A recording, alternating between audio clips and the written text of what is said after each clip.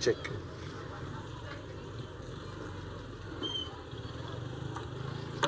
No. Fiona, never tip your king so quick, eh? Why not? When you're going to be beaten anyway. Focus on what you have. Coach, I think you don't come from here. When I was a child, my mother left me. In that moment, I wanted to die. But it is a good thing I did not take my life, eh? Otherwise, I would not have seen my daughter.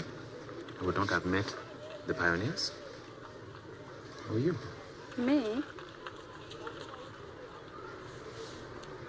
Do not be quick to tip your king, Fiona. You must never surrender. All right, so you're gonna get this all day long, but the movie was kind of almost like medicine for the soul. It's so inspiring and such full of. Anyway, did that come across immediately when the project was presented to you when you got the script? Well, firstly, that's a wonderful thing to hear you say. Not every film I've done can be called medicine for the soul. Yes, it was. You know, when I first read it, that's how I felt about it.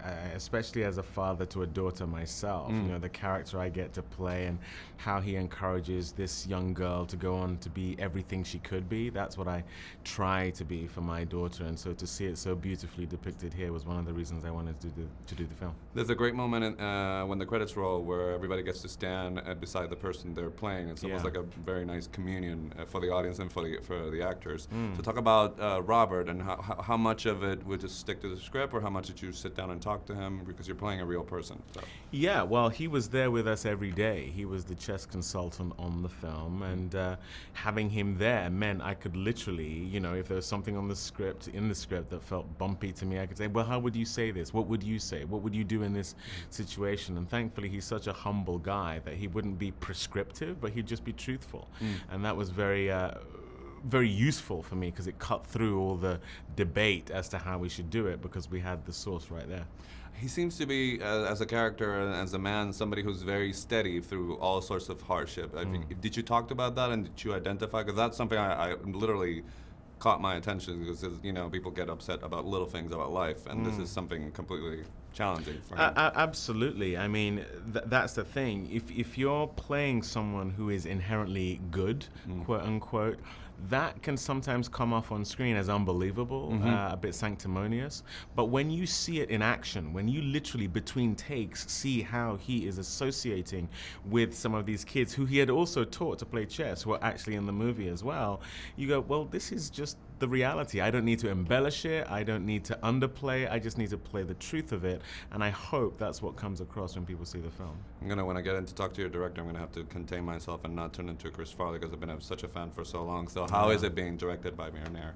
She's an amazing human being, an amazing human being in the sense that she understands what it is to be human, and that's what you see in her films. I mean, to do this film was to be reintroduced to humanity through a movie, and also the authenticity she brings to everything she does. You know, she tends to tell stories that she can identify with herself, and that's why they feel so visceral, so true, and she's a great communicator. Not only is she brilliantly technically proficient, but to communicate ideas to actors, which not every director has that ability. I just find her to be masterful. She used the word chameleon to describe you, and I was thinking about that. That's the best kind of acting, because that doesn't mean you have to sort of put on a fake nose or a wig, or you sort of disappear right in front of our eyes. Would you agree with that sort of take on what you've been doing on screen? Well, you know, I appreciate that as a notion. And what I try to do is to play as many different characters as I can, to keep myself engaged, to keep the audience